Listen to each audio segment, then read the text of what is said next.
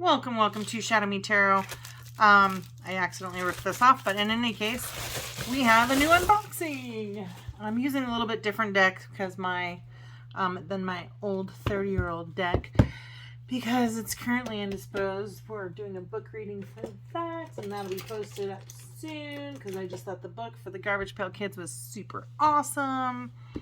And today we are opening up the Sufi Tarot, the Ayeda Husain. But today, instead of using my old 30-year-old Rider-Waite deck, I'm using the one that was given to me by the Witchy Cauldron. Witchy Cauldron, these guys. There we go. Because my other deck is indisposed. Okay, here we go. Transform your life with ancient Sufi wisdom. The quest for mystical truth is common to both tarot and Sufism. Sufism, called the path of the heart, is about polishing the mirror of the heart to reflect the divine. Similarly, tarot is about discovering the hidden secrets behind the heart arcanas. This beautifully illustrated deck creatively re-envisions the cards through the Sufi lens and shares the potency of its ancient teachings and healing techniques. All right. And let's take a look. Full disclosure, I have too many tarot decks. I hope I don't like this one because I want to return it because I just have too many already. I already have too many tarot decks. But who knows? Let's see how great this book is. If it's a great book, it's just going to be, you know, part of the collection. Holy smokes. That is an enormous deck. It feels enormous. Yeah, it's even bigger because this is a lot bigger than my 30-year-old deck. Just this little one here. It's like just a few cards bigger. And this one is even a few cards larger than this. So this is like a traditional Rider-Waite deck. Its thickness is slightly thicker than some of my other Rider-Waite decks. And the Sufi Tarot deck is even thicker than that. So this is a thick deck. All right, and this is Salik for the Fool. Look at the backs of these cards. Oh, where'd it split? In the Five of Cups. Okay. Oh, this will be fun. I mean, already this picture is beautiful. I love that her spirit animal is the dove here. I can see that she's walking off, hopefully into water, or because there's kind of like water here. We do have like the similar, I don't know, like there.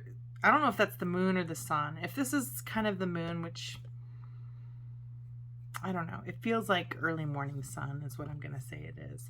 But we have the sun and the yellow there, which is kind of like happiness. The orange here for the kind of sacral chakra. She's got her white. This is like, you know, the loyal friend or the loyal spirit guide. Here she's got 3 doves, and they are using a triangle here. So I always think of it sacred geometry. So the triangle that's kind of here in sacred geometry just kind of means form. So it just feels like a new beginning is taking form. It is probably how I would initially probably interpret this. And then the doves, I would probably I would kind of look at that as spiritual guides, like I'm protected. Is kind of how I would kind of. But let's take a look at this guidebook. It says, dedicated to all who have been part of this fool's journey and those who will be inspired to begin their own. May it be love. And then we've got, it's got some spreads in here. And it looks like that goes to about, the introduction basically goes to about page 16 in Roman numerals. Ooh, I love this. Okay, so they've got a 3-card spread, just past, present, future. The 5-pointed star spread.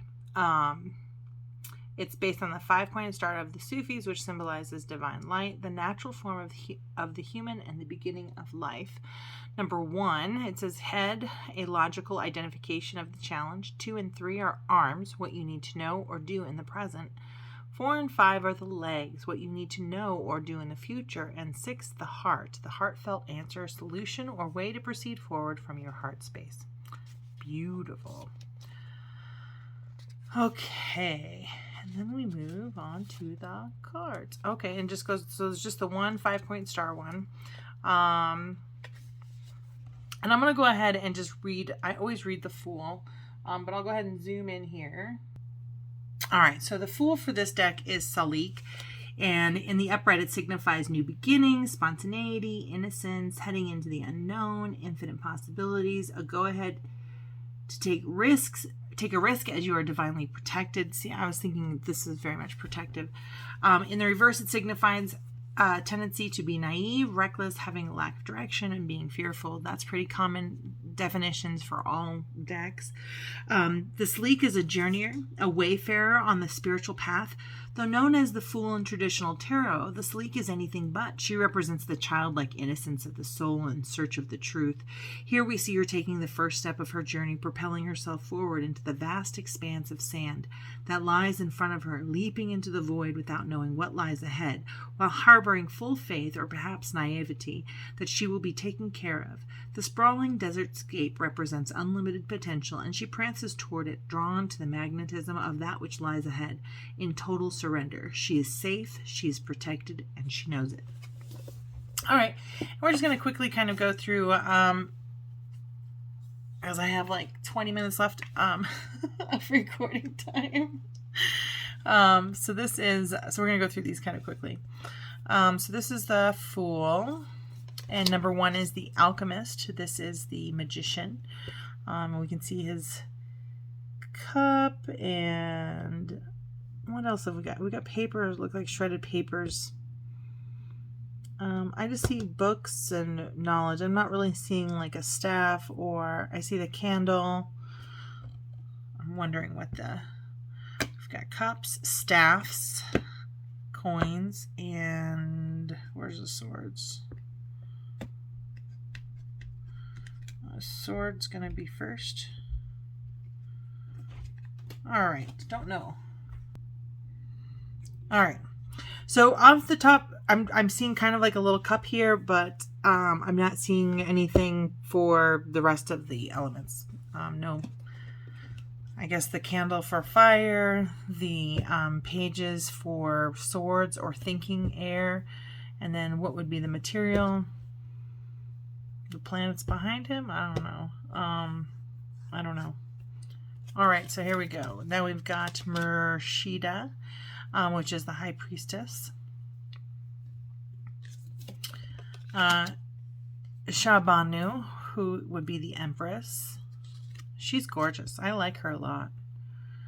I definitely like her. And I like that they use pomegranates here. That's traditionally pomegranates, what you see, I think, with the High Priestess. Then we have the Sultan.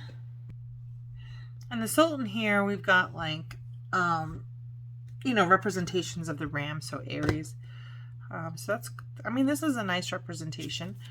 We've got 5 for the Hierophant here. And it's pure. And then this is Ashikan, the Lovers. Wali, the Chariot. Ooh, I like the way he's standing on those black and white horses. That's interesting. And they're running through water. So it's like swiftly rising out of the water on 2 powerful horses. Like, that's just kind of like, I don't know, the words that kind of go for me with that picture. Okay. Now we've got the Strength card, which is Kuwait.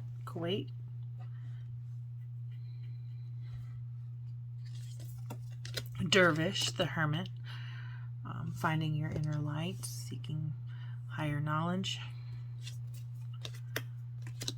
Sharki Falak is the Wheel of Fortune. Interesting. Adal, Justice. And we do have the sword and the scales for this one. And then we have the Hanged Man, the Taslim. And we have what looks like in the sacred geometry behind him. It is not sacred geometry. It has these stars. Now, maybe there is some sacred geometry having to do with those stars. I just haven't seen it. So if you know what this is, but it reminds me of a flower of life. So if you've seen a flower of life with stars in it and you know the meaning of it, please let me know in the comments below. All right, now we have Maut 13, death. 14, Sabra. I like that picture. Sabra is temperance, and she almost looks like she's half here and half in the ether, right? So here in the physical and then here in the ether. Or maybe she's just like a ghost. Maybe this just represents highest self or higher self. Or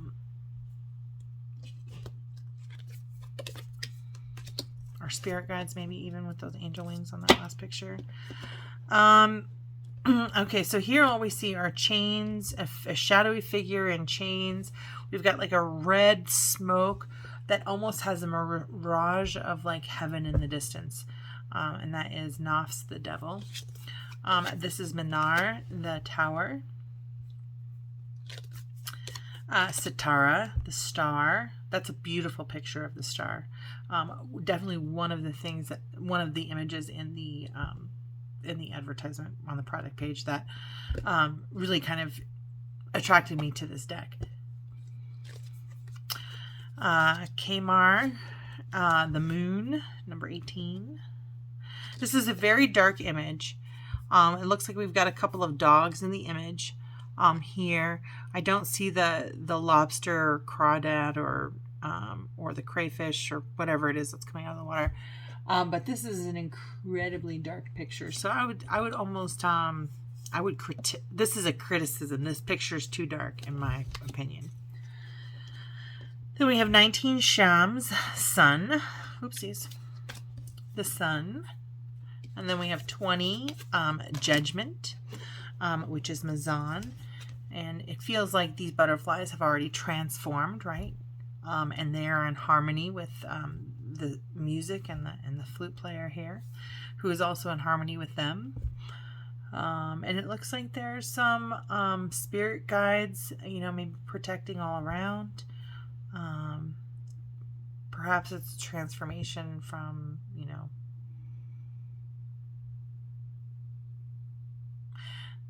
this life to the next, but I do feel like this is purpose. Like I feel more here. I always kind of interpret this as an awakening. We've come to an epiphany. We've found an answer or learned something about ourselves. We're here. I almost feel like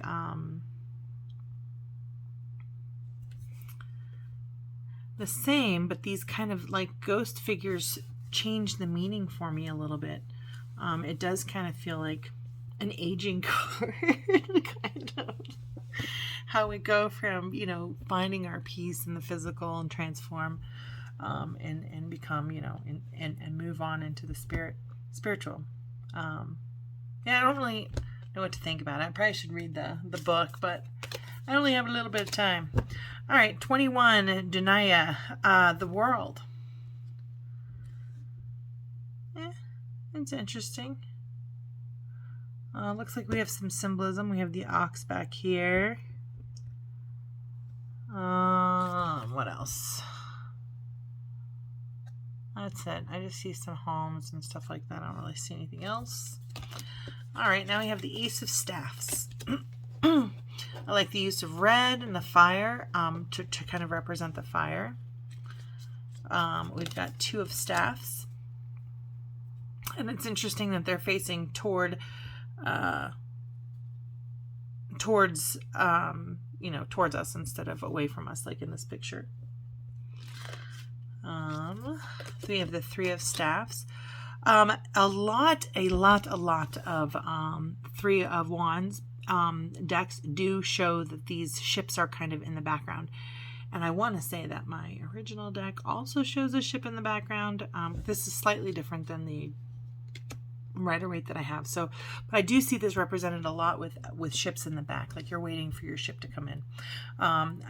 They have the staffs, I guess, represented by the tree. 4 of Staffs. This is a party. That looks like a party to me. a wedding, something of the nature. Oh, I like this one a lot. This Five of Staffs, I've always thought of it as kind of competition, like preparedness, like preparing for competition. And here it is an actual game and an actual competition. And it's not like a violent thing, but it is in game. And you can see that the intense faces that people are very much into the game. All right, then we have Six of Staffs. Which is just very victorious. This is a great card for just really defining the meaning of victory in this card. Seven of Staffs. This feels like meditation, but I kind of think that this, you have your competition at bay. You kind of, you're the cream of the crop. You've risen to new heights. You're a kind of leadership position. And here I feel like she's at peace where she is. Everything is moving around her the way that it's supposed to, and she's just kind of in her element, in her zen, and things are doing what they're supposed to do. So I feel like, again, kind of keeping the competition at bay, but she's got all of her priorities taken care of while she's able to maintain her inner peace. That's kind of what I see in that picture. Now we've got the Eight of Staffs, which is movement for me, and definitely these look like comets or a meteor that is going to enter the Earth's atmosphere at high speed. So definitely feels very fast moving, like an Eight of Wands. Nine of Staffs. I almost feel like she's got some secrets in here, like there's some smoke, right? Is it smoke? It is smoke. It's almost like she's using incense here to cleanse her space. There are boundaries around her, right? But there are doorways. And I do definitely think of this as a wounded warrior. He has boundaries up, good boundaries. But I almost feel like she's cleansing her inner space is kind of what I'm gleaning from the, just the short minute that I'm looking at these cards. Then we have the Ten of Staffs, always a big burden, is what that looks like to me. Very interesting. The cards are beautiful. Then we have the Daughter of Staffs. She seems very passionate about her dance. She's taking a leap, which is very much how I feel about Wands, fiery, passionate, entrepreneurial, kind of taking a leap. I like that. Then we've got the Son of Staffs, who is, I feel like he would burn his candle at both ends, right? Just to kind of, he's ambitious. He just feels ambitious, working late into the night, transforming himself. And then we move on to the Queen of Wands, or the Malika of Staffs.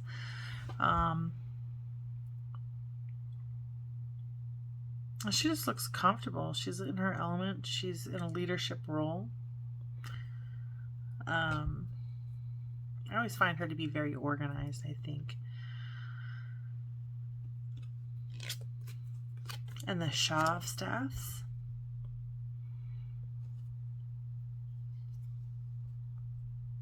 Our seasoned business owner, businessman. We have the Ace of Cups. That's a beautiful Ace of Cups, with the little flowers in the water, and it's just kind of perpetual stream. I really kind of like this perpetual stream of water, because that's really what is, the emotion and the co-creation. It's a perpetual stream from the ether into you. You're just a vessel to, express that love, emotion from the ether. All right, Two of Cups. Aww. Typically this is a marriage card for me. But it's interesting to see marriage in the elder years for this particular card. So I want to say that this card represents more, for here, I want to say more intimacy and, deep relationships, deep union. And marriage. This is definitely a marriage card. Okay, so then we have the Three of Cups, which is definitely a celebration. Almost like, you know, like a solstice kind of party here. And then we've got Four of Cups. Well, he's just not interested in anything that they're bringing him. I feel like that's food. He's bored with what I'm just like that. He's just bored with the same with how I feel about him. The Five of Cups, just completely distraught and destroyed over what is gone. Six of Cups. To me, this is always nostalgia, kind of looking back into the past. But for her, I really feel like this is her inner child. Like her love is going into this inner child, this beautiful girl she once was. Is kind of how I feel about that one. Seven of Cups. All of these wishes, all these things I want to do, and I can't decide, is kind of how I feel. Either that or so many things to direct your energy, you're overwhelmed. Like for a person in school, maybe this is a person who took on too many classes, you know, and everything is overwhelming. Everything is overflowing. So interesting take for the Seven of Cups. But to me, this is wishes, but with her distraught face, I feel like she's overwhelmed with choices. Eight of Cups. This is a person who has all that they need and are moving on to a new adventure. This card, they're literally walking away. So it can be interpreted that way, but often I interpret this as he's going off onto a new adventure. Like if this was paired with the World card, it's like they hit retirement. What's the next stage of my life? Or I'm moving towards the next stage of my life. And I would kind of say the same thing with this camel here. I imagine that there is some symbolism behind the camel, other than just the cultural significance of that. But if I had more time, I would probably look more into the camel. And let's see here. We've got the Nine of Cups. And I just feel like this is the phrase that comes to mind when I'm looking at this card is everything is working out for me all of the time.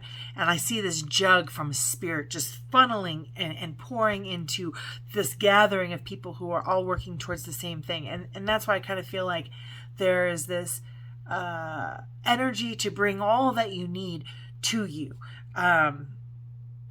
Because everything is always working out for you. So that's really what I feel here is like, I would almost interpret this card as everything is always working out for you. Then we've got the Ten of Cups, which is an ultimate a happy, loving family card. And you can see these children playing in the distance and these father and mother hugging and loving in a loving embrace. So enjoying the sunset, enjoying their children playing. Ten of Cups is probably one of my favorite cards. Daughter of Cups. She is our emotional, empathetic child. And definitely a creative, right? These are our artists. Cups are our artists. Then we've got the Son of Cups, who is our Prince Charming. He is so romantical, and it looks like he is kind of like from his heart building a bridge to the one that he loves, but or you know, to what he wishes and desires. So I almost feel like he's manifesting the direction he would like to go, or the journey he would like to go on. And then we have the Queen of Cups, or the Malika of Cups.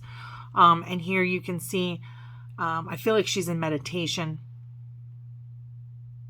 I just feel like she's in meditation and filling up from source in an emotional way. Co-creation is kind of how I feel about her right now.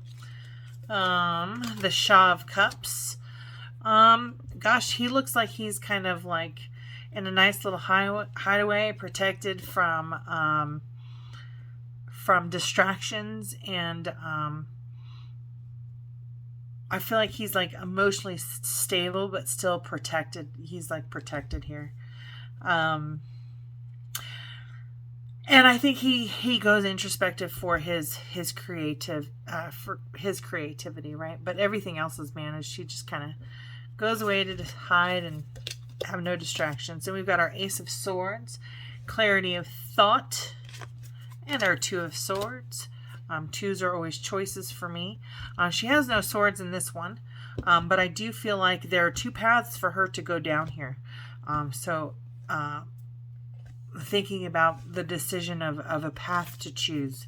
Then we have the Three of Hearts, which is heartbreak, or she's got bleeding heart right here. So bleeding heart syndrome, like perhaps you're feeling not just remorse or grief or disappointment for yourself, but for someone else. Four of Swords, just resting. Rest is a great thing.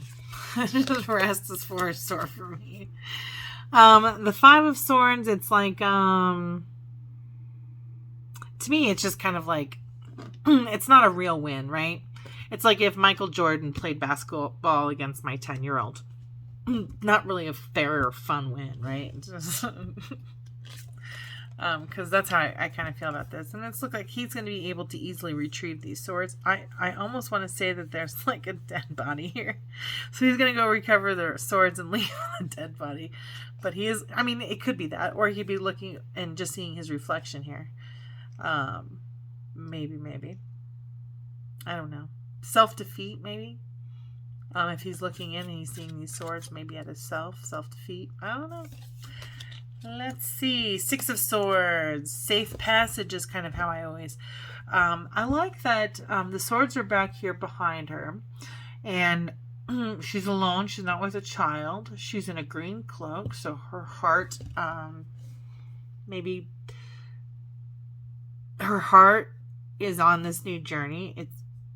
There's a heart with wings here too. So... moving towards happiness or the sun. The wings meaning for me protection, particularly in this deck.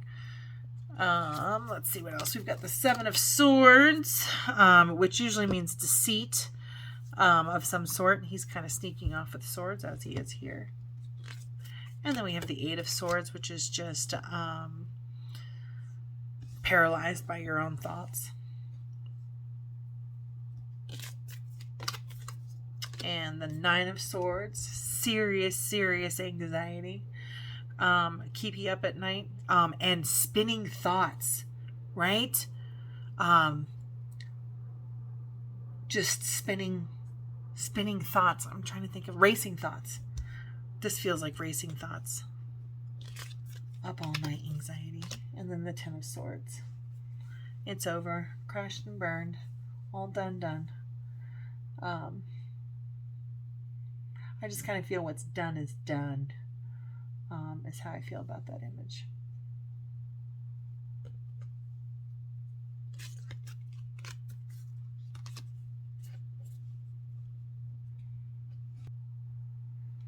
All right, so Daughter of Swords. Well, she is quite adventurous. She's ready to kind of take on the world. She's got two birds above her head. So I feel like this Page of Swords might be kind of like chatty, adventurous, thinks before acting, perhaps.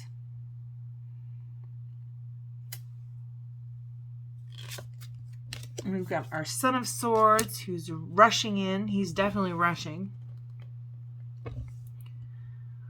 I like that they kind of demonstrate the speed in which a Knight of Swords kind of does rush in to action in this image here. So then we've got the Malika of Swords, which is our Queen of Swords. And we've got these two doves again. So I feel like these two doves, these protective guides, I probably should read the book and see what these two doves are. What are these two doves? Must know doves. What are the doves? Malika of Swords. There we go.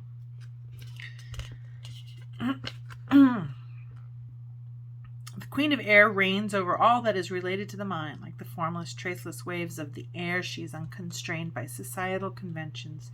She's been tested through life's trials and finds no reason to conform to or be confined by anyone's expectations. She is all about communication and truth. logic, and proof, prioritizing the head space over the heart space, her sword of truth. Her moral compass lights her path. She has experienced what Rumi describes as spiritual cooking. She's been burned, dissolved, and transformed into something new, like dry, hard chickpeas that must be boiled before they soften and provide nourishment. She's been through the fire and emerged strong, wise, and self-aware.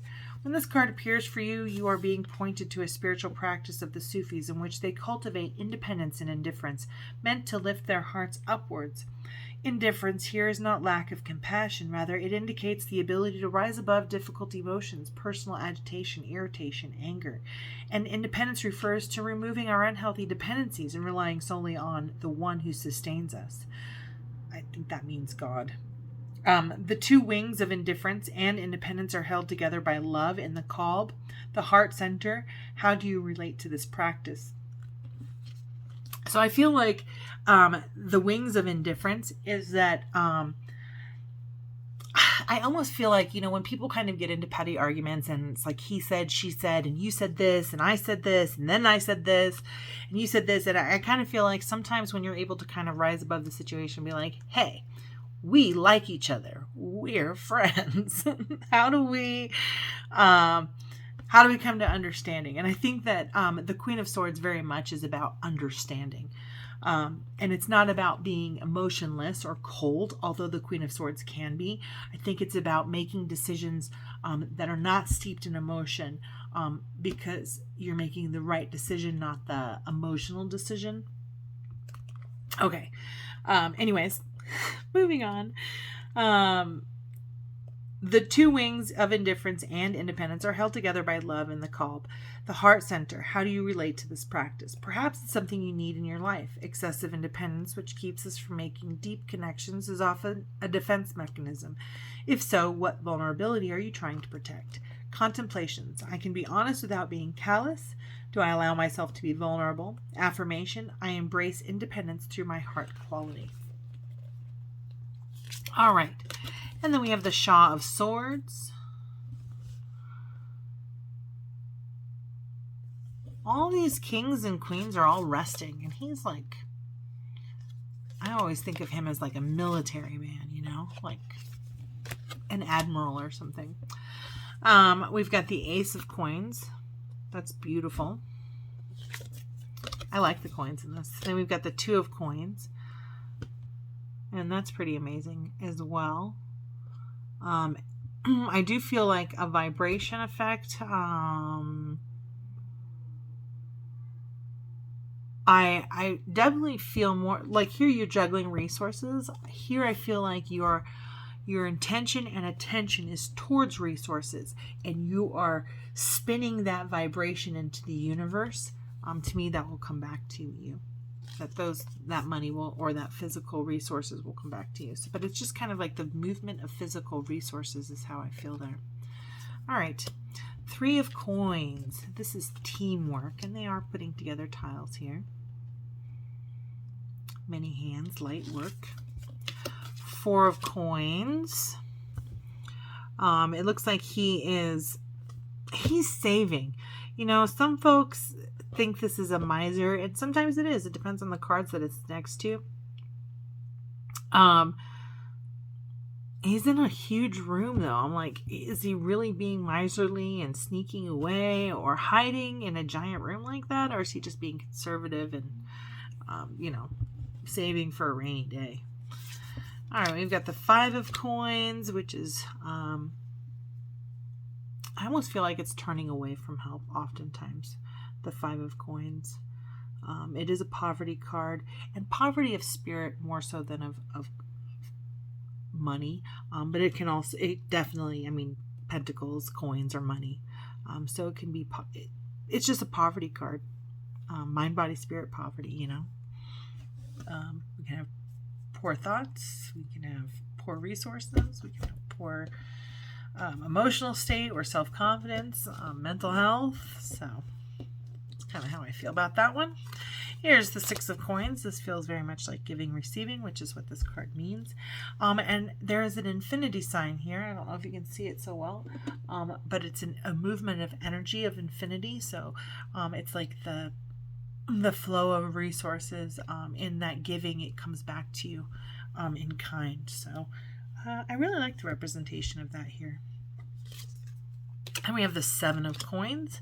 He's planted his seed. He is enjoying the shade in which he, in the tree maybe that he's planted.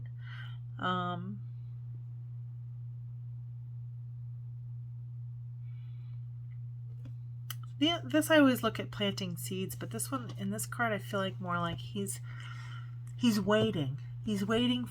In this card too, he's waiting, but I feel like the waiting aspect of this definition, because this one is very much investments, waiting for your investments to return, being able to live off the little bit that you have here. And I do feel like he's able to live off the little bit he has here. It feels like he's enjoying the sunset. It feels like he is maybe even grateful for it. And I feel like he's in his moment because he's just waiting. So he's just in the moment. Eight of Coins. It looks like he is diligently working at his task without any distractions. I imagine that this dancing figure in the back has some cultural significance. But this is has always been to me a mastery card, a mastery of your trade or your skill. Then we've got the Nine of Coins, which is abundance. And I don't know why I think that's like cocoa. Like the thing that they make chocolate out of, the cocoa beans or whatever. Because it doesn't look like a coconut. It definitely does not look like a coconut. But it looks like a coconut tree, so I don't know. That's an ugly coconut if that's a coconut. But anyways, this is an abundance card. She's able to enjoy her riches. And then we have an abundant, happy family. They're all working together, playing together. They're all just enjoying together. This looks like a beautiful family get together. I always think of the Ten of Coins. I think of this as true wealth, of being, not only happy emotionally, physically, financially, spiritually. I feel like you get all of that with the Ten of Coins. The Ten of Cups is also a very happy card, very family oriented, but I really associate that more with just a very emotional happy, just very emotionally happy.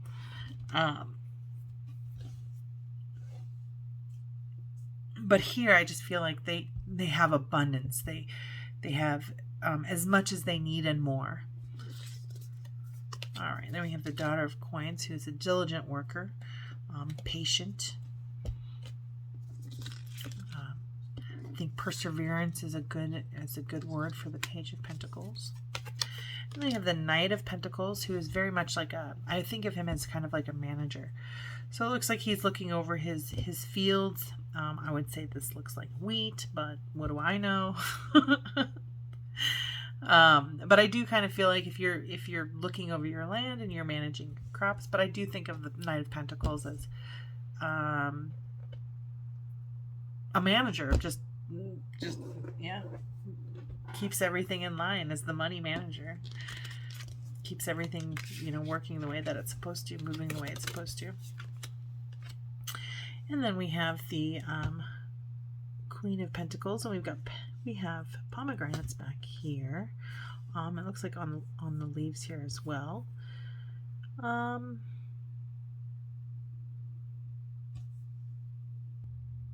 So she's very down to earth. She's very much a nurturer and a healer, generous, kind. And she's definitely like the queen right before the empress to me. But she's typically an older woman, past her empress years perhaps. Even still very attractive though. And then we have the King of Pentacles. And he's the kingmaker. He's generally financially successful,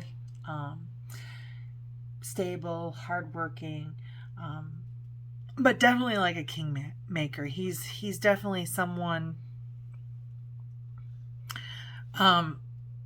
who's going to like invest in the King of Wands and make the King of Wands and make the King of Cups and make the King of Swords. Because I feel like he's the financier, I guess, of the tarot. But very interesting deck.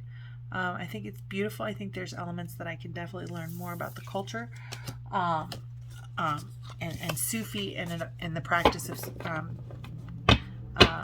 or the practices that Sufi came up with. But overall, I think it's a pretty beautiful deck. I don't know how we're going to shuffle these. Let's try. I'm going to shuffle them sideways. Let's pull out a little bit.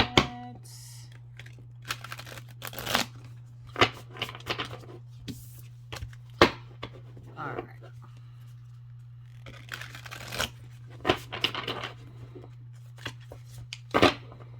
They shuffle this way, all right. They do have a nice feel to them, but they are, you know, it's a big deck. Let's see what we have here.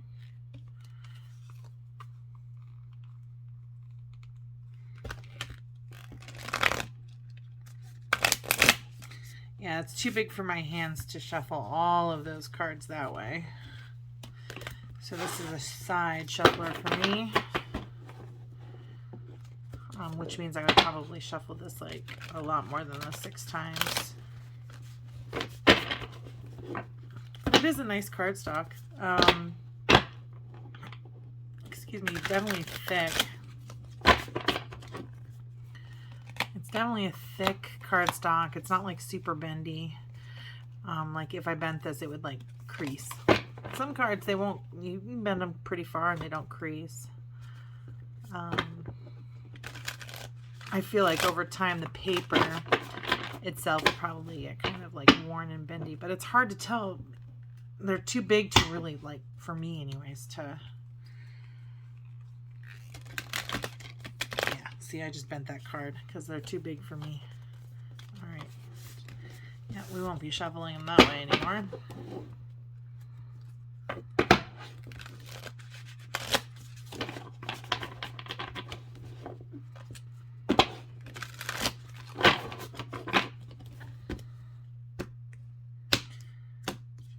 Shuffle them.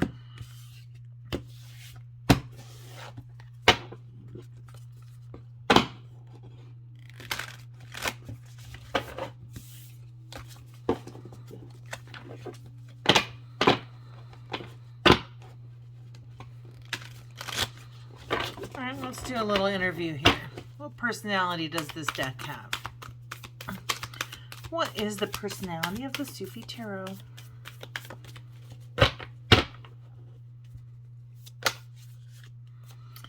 And we got the 9 of coins, the 10 of coins, and the 6 of swords.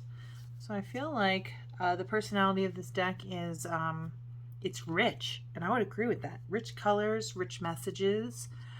So there's a richness to this personality of this deck. Okay, and what is your strength, Sufi Tarot? What is your strength?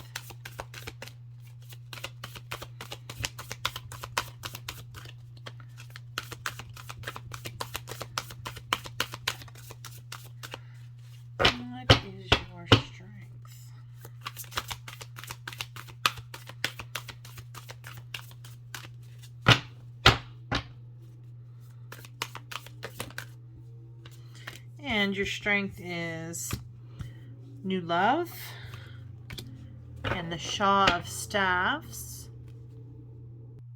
Perhaps a bold new love even. And this is your weakness, is the 9 of Swords. Cool. Not going to help you with your racing thoughts. This actually popped out in the reverse. Let's see what it says in the reverse. For the 9 of Swords. 9 of Swords reverse says recovery, breakthrough, light at the end of the tunnel, facing fears, releasing worry, and healing trauma. So that's the weakness of this deck. It's not a healing trauma deck.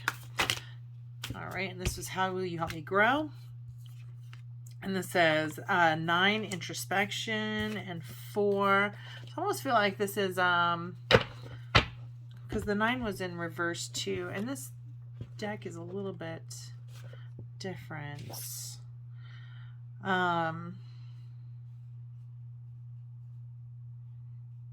almost feel like it's, I mean, this says so soul searching here.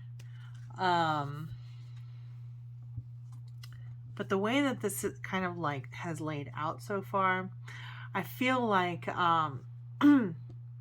it's not going to worry so much about soul searching as it is going to focus on gratitude. I think this deck is to really kind of focus on gratitude, to bring more abundance to you. And that 4 of Staffs is like gratitude as the foundation of helping you grow. When should I call on you for guidance? When should I call on you for guidance?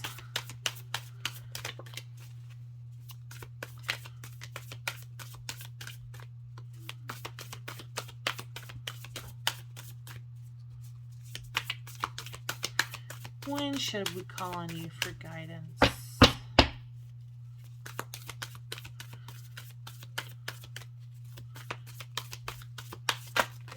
Whoa.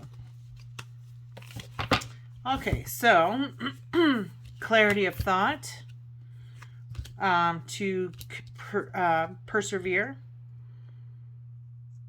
and manage. That's kind of what I've got there. We need to kind of get things clear to persevere. Yeah, I mean,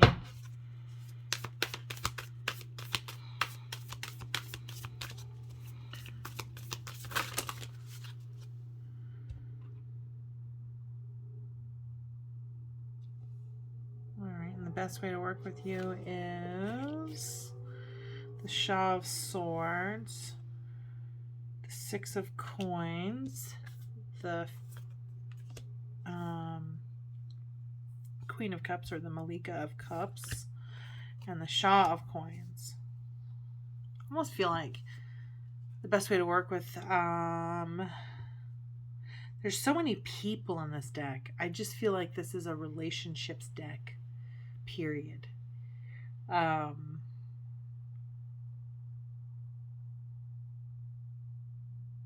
am definitely feeling this is a relationships, just all relationships, mother, father, child, to mother or father. But I definitely feel like really even business relationship, but the whole deck, I'm just getting an overwhelming sense of relationship. Very much balancing reason and logic with the emotional for success. And I do feel like there's definitely a balance and even exchange of intellectual and emotional to kind of have success. So I do kind of feel like this is kind of like, you know, everyday kind of problems and relationships. I feel like this would be a great deck for kind of getting insight on that.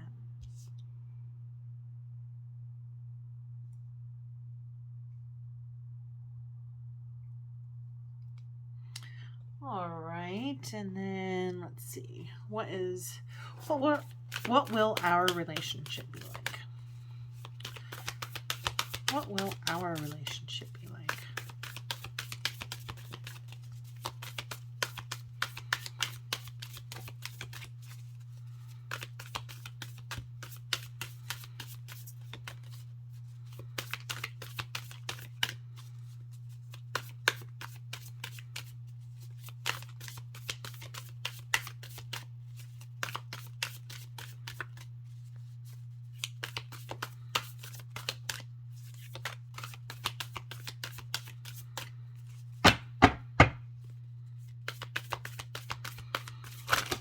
Wow, that's way too much. Okay, but what our relationship will be like, this one landed further away. 7 of Cups, making decisions about where to spend your energy. Oh, well, yeah, she's just an efficiency expert. So really just kind of like getting your priorities straight is kind of how I feel about that. To be your most successful, to find and be passionate within balance and with the guidance of your spirit guides. Wow. And then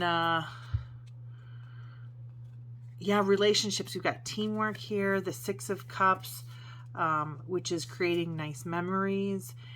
The Queen of Swords, just kind of getting that clarity and that logic. She's very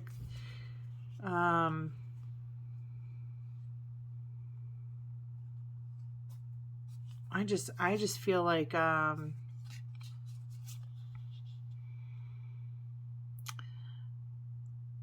so I feel like you can really just come to this deck for anything. If our relationship is about, you know, kind of like organizing your thoughts and setting your priorities for your highest success and having passion in your life to stay balanced.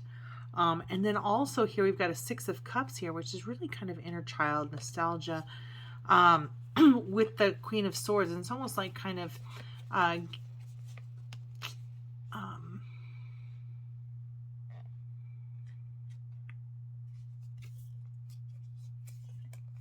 do feel like this deck is your partner in, or my partner in, making sense and finding truth and clarity, maybe to your own inner child or your own childhood stuff, or the things from your past, so that you can kind of tap into your own divine creativity. Is kind of how I feel. Make your music, so to speak. I like it. This is a beautiful deck. It is beautiful. I know I'm probably not going to keep this deck just because I have too many that I'm working with right now. I have just too many decks. But this might be something I revisit in the future when I'm ready to learn more about kind of Sufi philosophies. But if you like this deck, please let me know in the comments below what resonated for you the most. And then, of course, liking, subscribing, sharing, all those things really help the channel grow. But any comments below also help the channel grow. So a thumbs up or a heart in the comments, I appreciate that a whole bunch because it really does help me continue to do this for you guys. And for me, I love doing this. So thank you so much for watching. Have a beautiful, blessed day, and I'll see you again next time.